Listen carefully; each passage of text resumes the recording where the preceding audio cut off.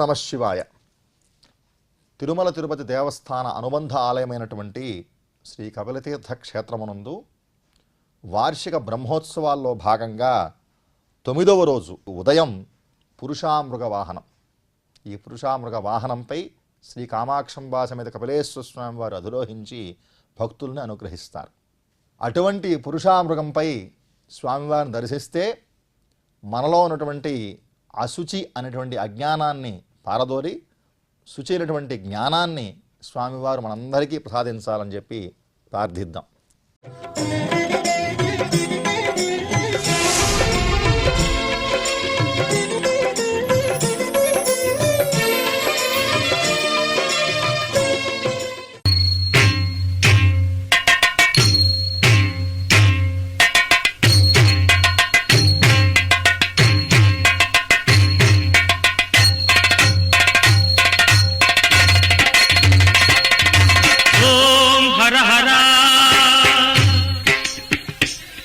शंभो शंकर अंबिकानाथ विश्वेश्वर त्रिनेत्रमूर्ति त्रिशूलधारी गंगाधर गौरी मनोहर ओम हर हर शंभो शंकर अंबिकानाथ विश्वेश्वर त्रिनेत्रमूर्ति त्रिशूलधारी गंगाधर गौरी मनोहर ओम हर हर शंभो शंकर.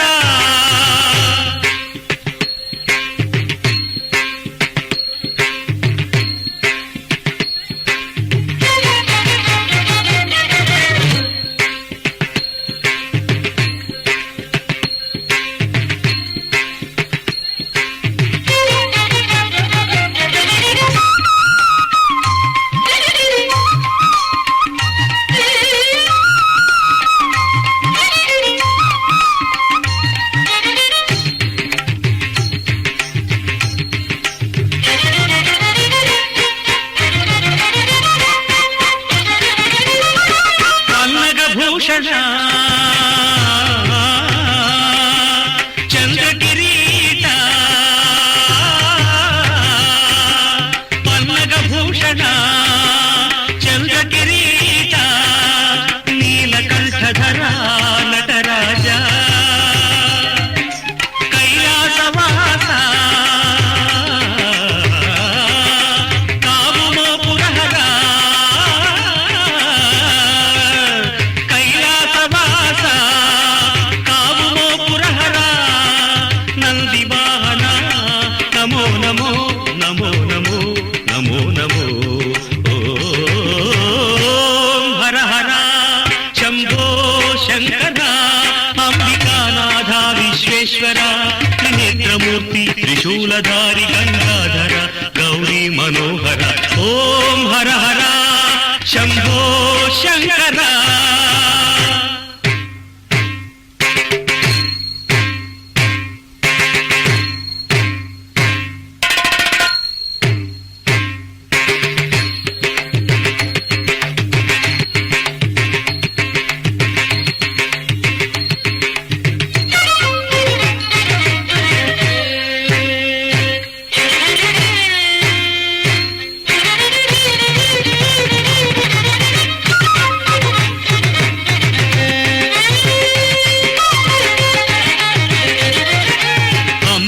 కృతిని మేలిడితిమయ్యా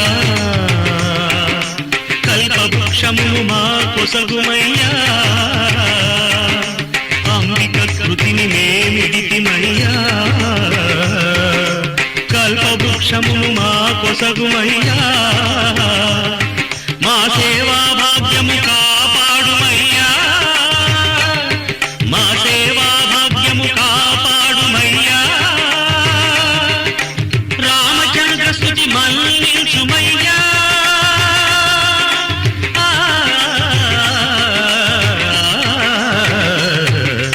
ఓం హర హర శంభో శంకర అంబికానాథ విశ్వేశ్వర త్రినేత్రమూర్తి త్రిశూలధారి గంగాధర గౌరీ మనోహర ఓం హర హర శంభో శంకర ఓం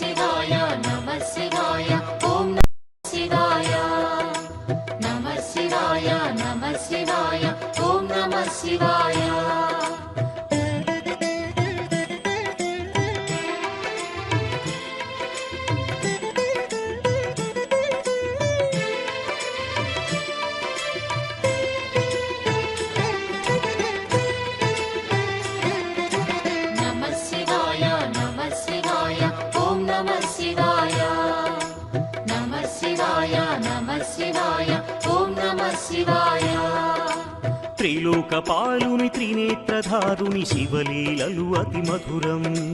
శివ ఓం నమ శివాయ. బ్రహ్మముఖమునా జనించిన ఆ శివుని కథలు అతి మధురం.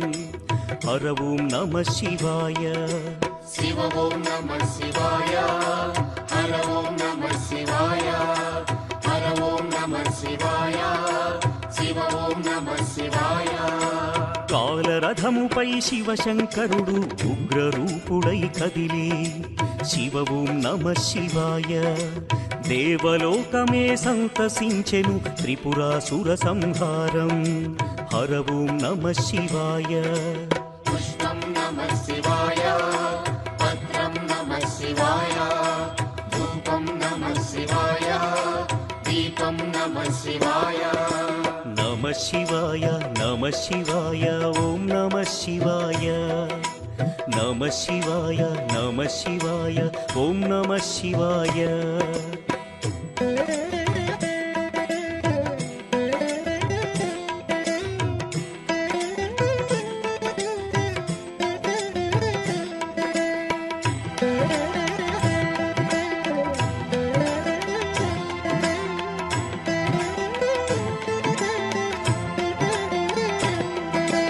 నమః శివాయ.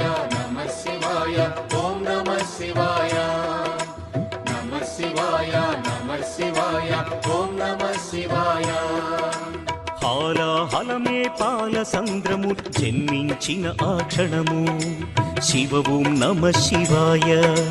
పానము చేసి హాలాహలము లోకముగాచెను శివుడు. హర ఓం నమ శివాయ. నాదం నమః శివాయ. గానం నమః శివాయ. తాళం నమః శివాయ. భావం నమః శివాయ. అసురుల గురువు శుక్రాచార్యుడు శివునితో తలబడి ఓడే. శివ ఓం నమ శివాయ. ముల్లు కములు శంకరుడేయని శివశక్తిని కొనియాడే. హర ఓం నమ శివాయ. ప్రణవం నమః శివాయ. స్మరణం నమః శివాయ. మంత్రం నమః శివాయ. ధ్యానం నమః శివాయ. నమ శివాయ నమ శివాయ ఓం నమ శివాయ. నమ శివాయ నమ శివాయ ఓం నమ శివాయ.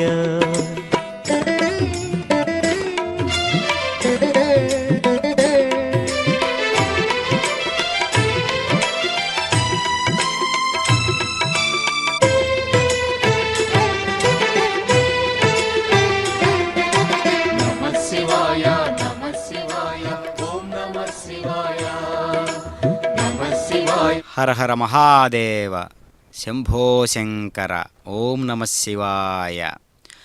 స్మృతౌ శాస్త్రే వైద్యే శకున కవితాగాన ఫణితౌ పురాణే మంత్రే వా స్తుతి నటన హాస్యేష్వ చతురః కథం రాజ్ఞాం ప్రీతిర్భవతి మయి కేహం పశుపతే పశుం మాం సర్వజ్ఞ ప్రధిత కృతయా పాలయ విభో.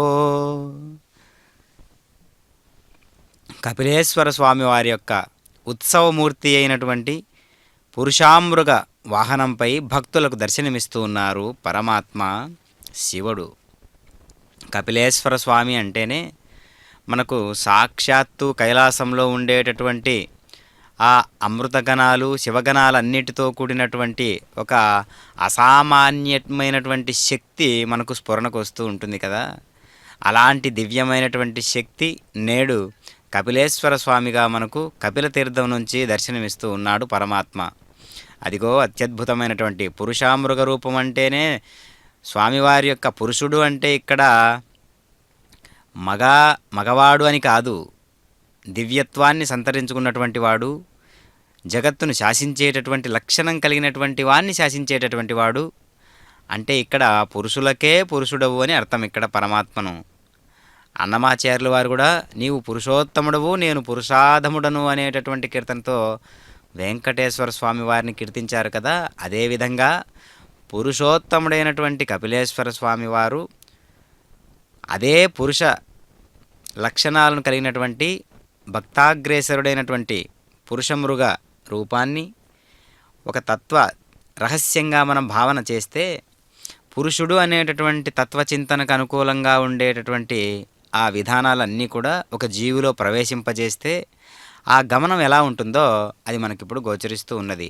కాబట్టి ఇలాంటి రూపం చాలా అరుదైనటువంటి రూపం. కపిలేశ్వర స్వామి ఉత్సవమూర్తి అయి పురుషామృగ వాహనంపై భక్తులకు దర్శనమిస్తూ ఉన్నారు.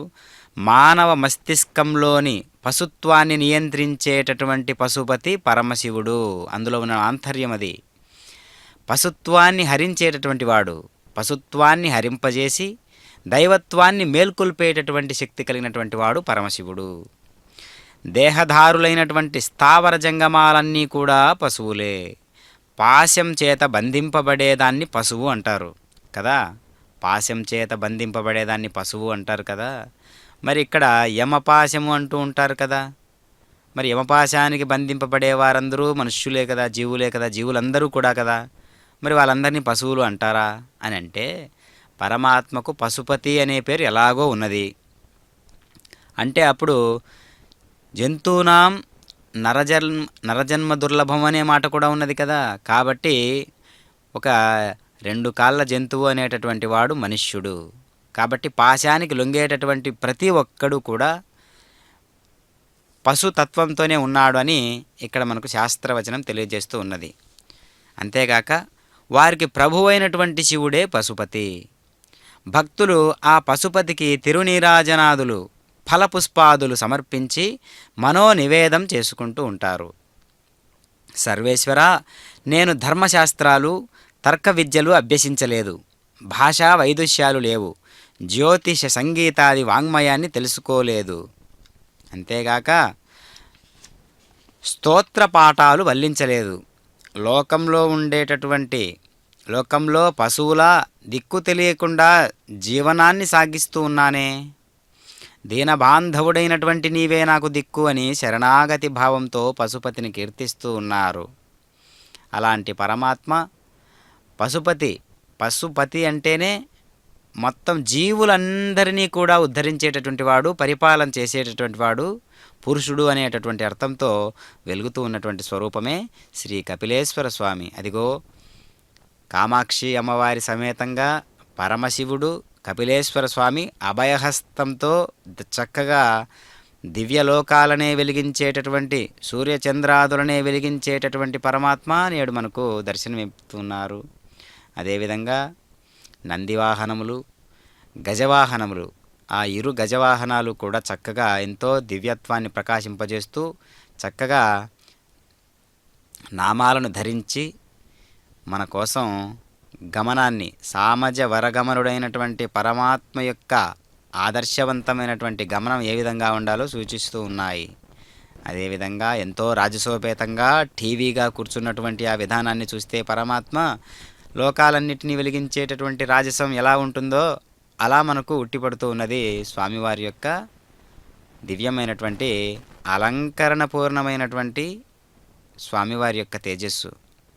అంతేగాక స్తోత్రపాఠాలు వల్లించలేని స్వామి లోకంలో పశువుల దిక్కు తెలియకుండా జీవనాన్ని సాగిస్తూ ఉన్నానే. దీన బాంధవుడైనటువంటి నీవే నాకు దిక్కు కదా స్వామి అని శరణాగతి భావంతో పశుపతిని కీర్తిస్తూ ఉంటారు. సురలకు కూడా నరత్వం లేనిదే శివపద ప్రాప్తి సిద్ధించదు కదా. కాబట్టి ఉత్తమమైన జన్మ పొంది కూడా శివారాధన చేయని శివుడు ధన్యుడు కాలేడు, శివారాధన చేయని జీవుడు ధన్యుడు కాలేడు.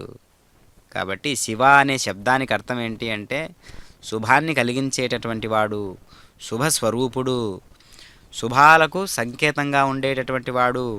సురలకు కూడా నరత్వం లేనిదే శివపద ప్రాప్తి సిద్ధించదంటున్నాడు కదా. మరి ఉత్తమమైన జన్మ పొంది కూడా శివారాధన చేయని జీవుడు ధన్యుడు ఎట్లా అవుతాడు?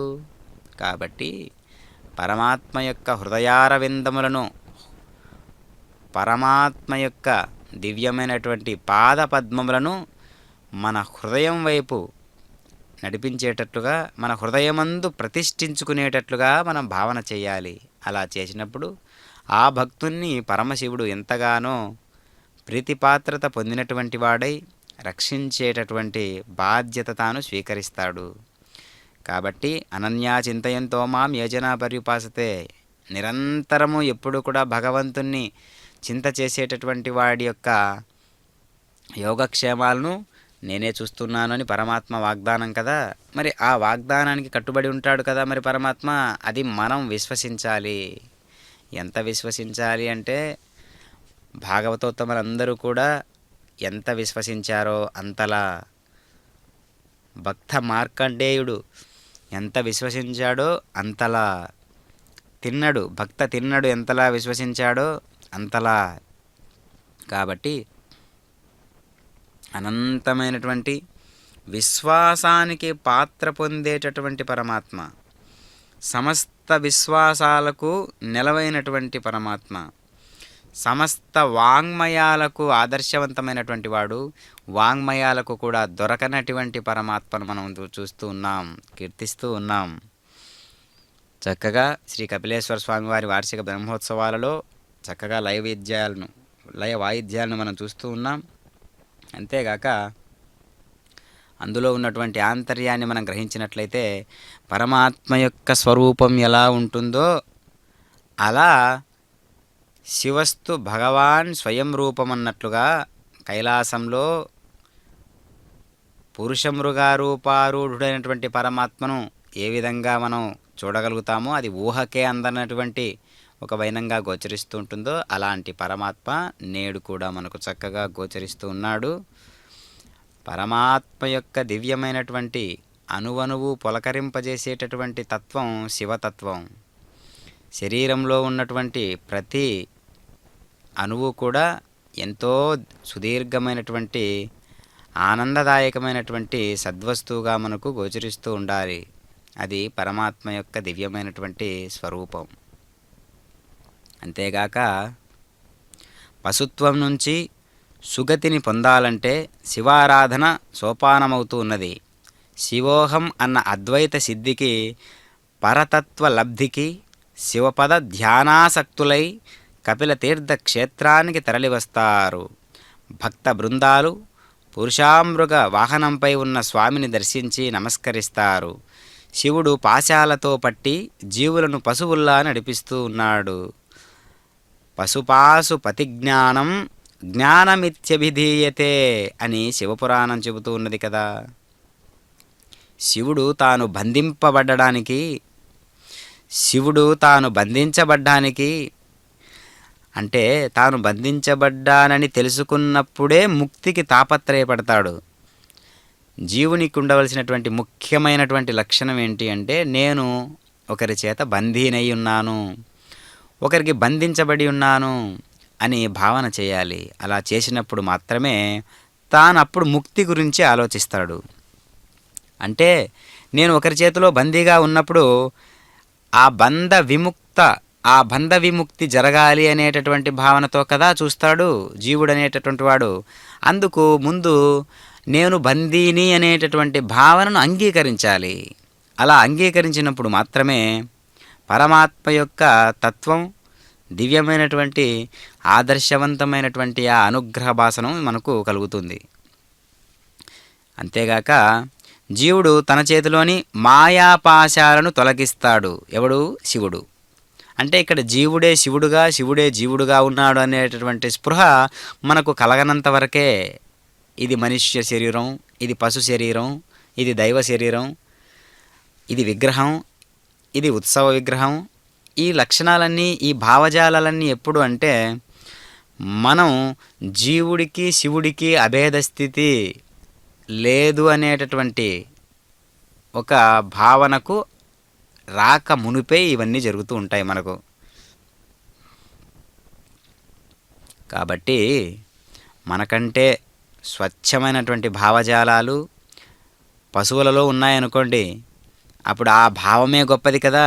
మనుష్య జన్మ ఎత్తి కూడా మనం ఏ భావనను అంగీకరించాలి అని అంటే స్వచ్ఛమైనటువంటి శుద్ధ సాత్వికమైనటువంటి ఎప్పుడూ భగవంతునితో రమించేటటువంటి మనస్సు కలిగినటువంటి ఆ దివ్యత్వాన్ని మనం పొందే అవకాశం ఉన్నది. కానీ ఆలోచన రాహిత్యంగా ఉన్నటువంటి స్థితికి చేరుకోవడానికి మనం ఎలా ప్రవర్తించాలో, పరమశివుణ్ణి ఎలా ధ్యానించాలో తెలుసుకుంటే చాలు. కాబట్టి శివపురాణంలో శివనామానికి శివస్వరూపానికి భేదం లేదు, రెండూ కూడా ఒక్కటే అనేటటువంటి ఆ దివ్యమైనటువంటి ఆదర్శవంతమైనటువంటి నిరూపణ ఎన్నోసార్లు జరిగింది. ఎందుకు అంటే భక్తాదులందరూ కూడా, భక్త మార్కండేయుడు వంటి భక్తాదులందరూ కూడా నిరూపణ చేసి ఉన్నారు శివనామంలో ఉండేటటువంటి శక్తి సామర్థ్యాలను, శివస్వరూపంలో ఉండేటటువంటి ఆదర్శవంతమైనటువంటి అనుగ్రహవాసనం చేసేటటువంటి పరమాత్మ వైనాన్ని కూడా మనకు తెలియజేశారు. అలాంటి దివ్యమైనటువంటి లోకాలను వెలిగించేటటువంటి పరమాత్మను మనం దర్శిస్తూ ఉన్నాం. పంచభూతాలతో కూడిన మాయాకర్మ గుణమైన విషయాలే పాశాలు. ఈశ్వరుని చేతిలో మాయ ఉన్నది, మాయ చేతిలో మనం ఉన్నాం. ఇదే జీవేశ్వరుల భేదం. పురుషామృగ వాహనంపై కపిలేశ్వర స్వామి వారిని దర్శించిన భక్తావతంసులు నృత్య వాద్య భజనాదులతో సన్నుతిస్తారు, తరిస్తారు. కాబట్టి పరమాత్మ అలాంటి వాడై మనందరికీ దర్శనమిస్తూ ఉన్నాడు. చక్కగా రకరకాల పుష్ప విశేషాదులతో పరిమళిస్తూ ఉన్నటువంటి మాలను అలంకరింపజేసి దివ్యంగా ప్రకృతి స్వరూపాన్నంతా అలంకరణ వస్తువుగా మార్చి పురుషమృగ వాహనారూఢుడైనటువంటి పరమాత్మను ఈ విధంగా తిరుమల తిరుపతి దేవస్థానముల వారు ప్రపంచమంతా కూడా వీక్షించేటట్లుగా శ్రీ వెంకటేశ్వర భక్తి ప్రసార మాధ్యమం అనేటటువంటి దివ్యమైనటువంటి వాహకం, భగవంతునికి భక్తునికి మధ్య అనుసంధానమైనది ఏంటి అంటే శ్రీ వెంకటేశ్వర భక్తి ప్రసార మాధ్యమం అన్నట్లుగా ఈనాడు ప్రతి ఒక్కరి హృదయాలలోకి తిరుమల తిరుపతి దేవస్థానంలో ఆ దేవస్థానముల వారు నిర్వహించేటటువంటి అనేక కైంకర్యాలను ప్రపంచంలో ఉన్నటువంటి వారందరూ కూడా తిలకించేటట్లుగా, వీక్షించేటట్లుగా, భక్తితో పరవశించేటట్లుగా, ముక్తి పొందేటట్లుగా ఈ యొక్క ప్రయోగాత్మకమైనటువంటి ఒక క్రియాశీలత్వాన్ని నిరూపించుకుంటూ ఉన్నారు. కాబట్టి అలాంటి దివ్యమైనటువంటి పరమేశ్వరుని యొక్క వైనాన్ని మనం చూస్తూ ఉన్నాం. వాగర్ధావివ సంపృక్తౌ వాగర్ధ ప్రతిపత్తయే జగతః పితరౌ వందే పార్వతీ పరమేశ్వరౌ.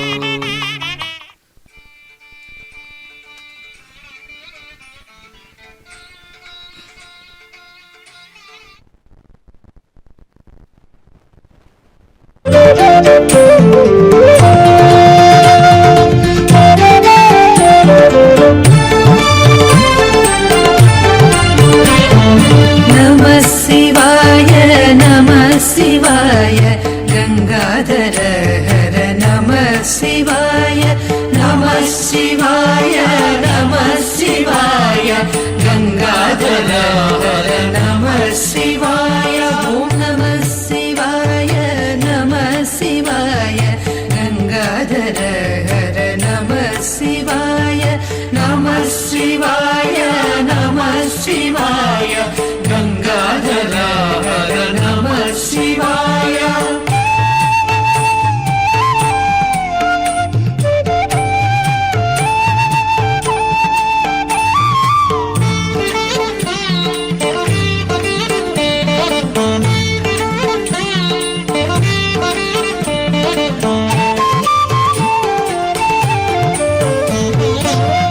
नागेन्द्रहाराय त्रिलोचनाय भस्माङ्गरागाय महेश्वराय नागेन्द्रहाराय त्रिलोचनाय भस्माङ्गरागाय महेश्वराय नित्याय शुद्धाय निगम्बराय तस्मै नकाराय नमः शिवाय नित्याय शुद्धाय निगम्बराय तस्मै नकाराय नमः शिवाय नमः शिवाय नमः शिवाय गंगाधर हर नमः शिवाय नमः शिवाय नमः शिवाय गंगाधर हर नमः शिवाय.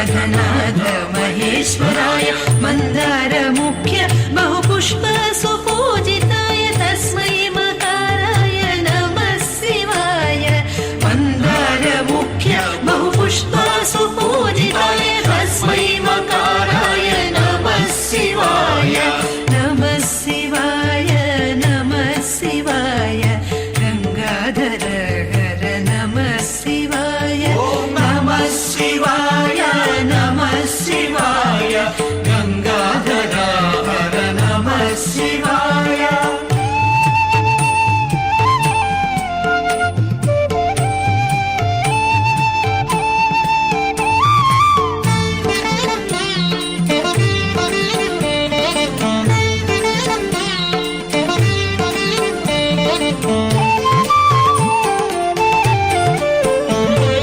शिवाय गौरी वदनारविन्द सूर्याय दक्षध्वरनाशनाय शिवाय गौरी वदनारविन्द सूर्याय दक्षध्वरनाशनाय श्रीनीलकण्ठाय वृषध्वजाय तस्मै शिकाराय नमः शिवाय श्रीनीलकण्ठाय वृषध्वजाय तस्मै शिकाराय नमः शिवाय नमः शिवाय नमः शिवाय गंगाधर हर नमः शिवाय नमः शिवाय नमः शिवाय गंगाधर हर नमः शिवाय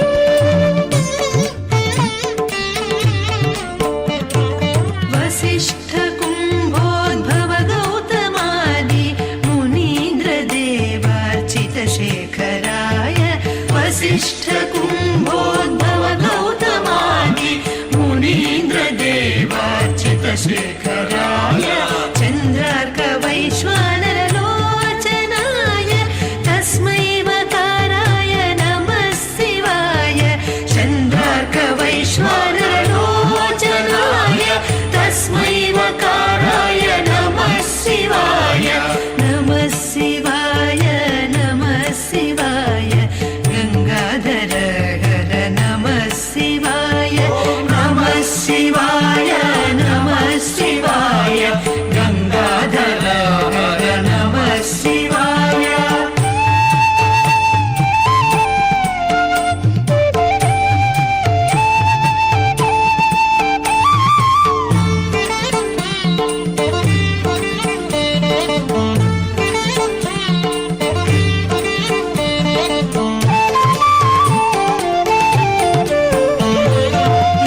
यक्षस्वरूपाय जटाधराय पिनाकहस्ताय सनातनाय यक्षस्वरूपाय जटाधराय पिनाकहस्ताय सनातनाय सुदिव्यदेहाय दिगम्बराय तस्मै यकाराय नमः शिवाय सुदिव्यदेहाय दिगम्बराय तस्मै यकाराय नमः शिवाय नमः शिवाय नमः शिवाय गंगाधर हर नमः शिवाय नमः शिवाय नमः शिवाय गंगाधर हर नमः शिवाय करलग्न मृगः करीन्द्रभङ्गो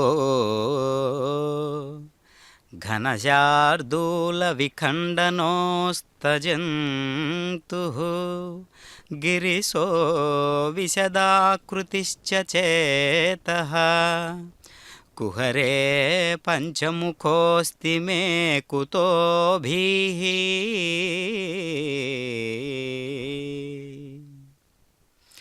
దైవాలలో సింహం వంటివాడు పరమేశ్వరుడు. భక్తుల హృదయం గుహ వంటిది. ఆ గుహలో సింహం వంటి ఈశ్వరుని అనన్యంగా ఆరాధిస్తే చక్కగా జీవుడు ఏ భయాన్ని పొందడు. కాబట్టి ఆ మృగత్వాన్ని పోగొట్టేటట్లుగా, పశుత్వాన్ని పోగొట్టేటట్లుగా మనందరి యొక్క జీవితాలను పండించేటటువంటి పరమాత్మ పశుపతిగా ప్రకటించబడుతూ ఉన్నాడు. జీవులందరూ పశుత్వ ప్రాయంలో ఉన్నప్పుడు ఉద్ధరించడానికి పరమాత్మ ఆయా రూపాలను ధరిస్తూ భక్తులను తన్మయత్వాలను చేస్తూ ముక్తిపద బాటలో నడిపింపజేస్తూ ఈ యొక్క వినోదాకృతితో కూడినటువంటి స్వరూపాన్ని మనకు దర్శనమిస్తూ ఉన్నాడు పరమాత్మ. శివ అనగా శుభాన్ని కలిగించేటటువంటి వాడని కదా అర్థం చెప్పుకున్నాము. పరమ శుభాకారుడు, శుభాలన్నిటికీ కూడా నెలవైనటువంటి వాడు. శుభాలను ఎన్ని రకాలుగా తీర్చిదిద్దాలో వాటిని ప్రకటింపచేసేటట్లు పరమాత్మ దివ్యమైనటువంటి వాహనారూఢుడై, పురుషమృగా వాహనారూఢుడై మనకు దర్శనమిస్తూ ఉన్నాడు. కపిలతీర్థం అంటే తిరుపతి నగరంలో అత్యద్భుతంగా తిరుమల క్షేత్రంలో ఉండేటటువంటి తీర్థరాజములన్నీ కూడా కలిసి వాటి యొక్క సారం కపిలతీర్థం అన్నట్లుగా మనకు ఆ తీర్థరాజ్యం గోచరిస్తూ ఉంటుంది. కాబట్టి మహాదేవునికి అంటే శివునికి విష్ణువుకు అభేద స్థితి అని మరొక్కసారి ఇక్కడ గంభీరంగా నిరూపించబడుతూ ఉన్నది. కాబట్టి తిరుమల తిరుపతి దేవస్థానముల వారు మహాశివరాత్రి పర్వదినాన్ని పురస్కరించుకొని చక్కగా ఈ యొక్క బ్రహ్మోత్సవాలలో భాగంగా నేడు పురుషమృగ వాహనారూఢుడైనటువంటి పరమాత్మను ప్రపంచీకరణం చేసేటట్లుగా, ప్రపంచమంతా వీక్షించేటట్లుగా మనకు ఈ యొక్క అద్భుతమైనటువంటి అవకాశాన్ని కలిగించారు. అదిగో నందివాహనం. అటు ఇటు వెళ్ళేటటువంటి వాహనదారులందరూ కూడా చక్కగా కపిలేశ్వర స్వామి యొక్క దివ్యమైనటువంటి ఆలయం ఇక్కడ ఉన్నది, అదిగో నంది సుముఖంగా స్వామివారి వైపు చూస్తూ అత్యద్భుతంగా ఉంటూ ఉంటాడు.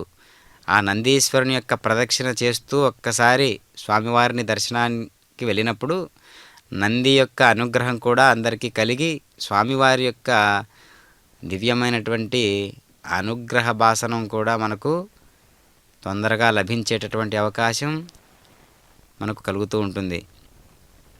చక్కగా అలంకరింపజేసినటువంటి ఆ ప్రాంగణమంతా కూడా ఓం నమ శివాయ అనేటటువంటి నామంతో నిండిపోయి చక్కగా శివస్పర్శతో ఈ ప్రాంతం అంతా కూడా ప్రతిధ్వనిస్తూ ఉన్నది.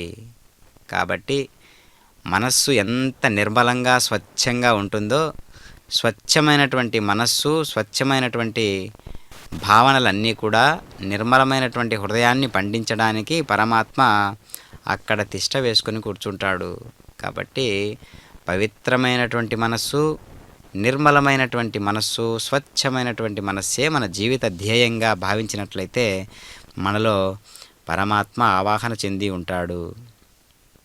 కాబట్టి ఎన్నో రకాలుగా కీర్తించబడుతూ పరమాత్మ ఎన్నో రకాల మనస్తత్వాలను భరిస్తూ ఈ యొక్క విన్యాసభరితమైనటువంటి లక్షణాలన్నీ కూడా మనకు గోచరింపజేస్తూ ఉన్నాడు పరమాత్మ. కాబట్టి పురుషామృగ రూపవాహన అనే చెప్పగానే పురుషుడు కాస్త ఏ తత్వాన్ని పొంది ఉన్నాడు, ఎలాంటి గమనంతో ఉన్నాడు అని మనం గమనించినట్లయితే అక్కడ సింహవాహనాన్ని పోలినటువంటి శరీర భాగము, పురుష రూపంతో ఉండేటటువంటి శిరస్సు కలిగినటువంటి ఆ భాగము, శిరోభాగము చూస్తూ ఉంటే ఇది అరుదైనటువంటి వాహనంగా మనకు గోచరిస్తున్నది కదా.